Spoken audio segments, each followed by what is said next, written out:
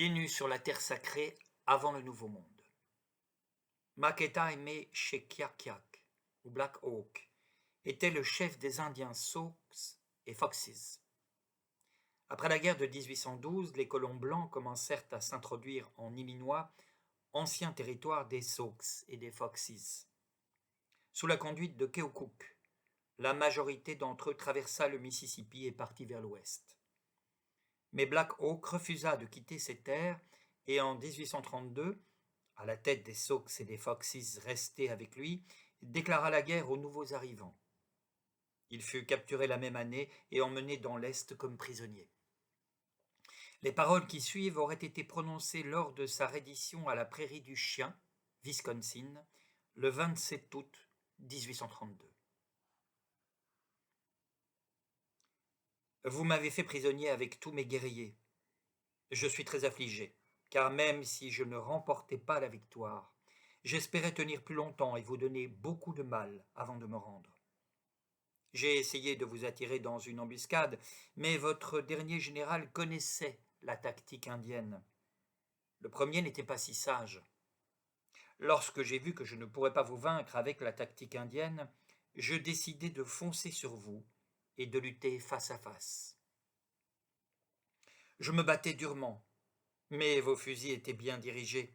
Les balles volaient dans l'air comme des oiseaux et sifflaient à nos oreilles comme le vent à travers les arbres en hiver. Mes guerriers tombaient autour de moi. Tout devenait lugubre, tout s'assombrissait. Le soleil se leva pâle sur nous ce matin-là. Il plongea dans les nuages comme une boule de feu. Ce fut le dernier soleil qui brilla sur Black Hawk.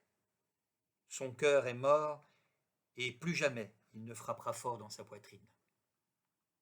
Il est maintenant prisonnier de l'homme blanc. Ils feront de lui ce qu'ils voudront. Il peut être mis à la torture, mais il n'a pas peur de la mort. Ce n'est pas un lâche. Black Hawk est un Indien. Il n'a jamais rien fait qui puisse faire honte à un Indien. Il a combattu pour ses compatriotes, les femmes et les enfants, contre les hommes blancs qui arrivaient année après année pour les tromper et leur prendre leurs terres. Vous connaissez les causes de cette guerre. Chaque homme blanc les connaît. La honte devrait rejaillir sur eux. Les Indiens ne sont pas des fourbes. Les hommes blancs parlent mal des Indiens et les regardent avec mépris, mais les Indiens ne mentent pas. Les Indiens ne volent pas. Un Indien qui serait aussi mauvais que les Blancs ne pourrait pas vivre dans notre nation. Il serait mis à mort et laissé en proie aux loups. Les hommes blancs sont de mauvais maîtres d'école. Leurs livres mentent et leurs actions mentent. Ils sourient en face du pauvre Indien pour le tromper. Ils lui serrent la main pour obtenir sa confiance, pour l'enivrer, pour l'abuser et pour perdre sa femme. Nous leur disions de nous laisser tranquilles, de rester loin de nous. Mais ils nous suivaient, assiégeaient nos chemins et s'insinuaient parmi nous comme des serpents. Ils nous empoisonnaient par leur contact. Nous n'étions plus protégés. Nous vivions en danger. Nous devenions comme eux, hypocrites et menteurs, adultères, parasites et paresseux, bavards et désœuvrés. Nous avons interrogé le grand esprit. Nous sommes allés auprès de notre Père vénérable. Nous étions enhardis. Lors de son conseil, nous avons entendu des paroles justes et de grandes promesses nous ont été faites. Mais nous n'avons rien obtenu. Les choses s'aggravaient. Il n'y avait plus de cerfs dans la forêt, les opossums et les castors avaient fui, les sources tarissaient. Et nos femmes et nos enfants, faute de nourriture, étaient condamnés à mort. Nous avons tenu un grand conseil et fait un grand feu. L'esprit de nos pères s'est élevé et nous a dit de venger nos injures ou de mourir. Nous avons tous parlé devant le feu du conseil. C'était chaud et agréable. Nous avons fait entendre nos cris de guerre et nous avons déterré les haches. Nos couteaux étaient prêts, et le cœur de Black Hawk s'est gonflé dans sa poitrine quand il a conduit ses guerriers à la bataille.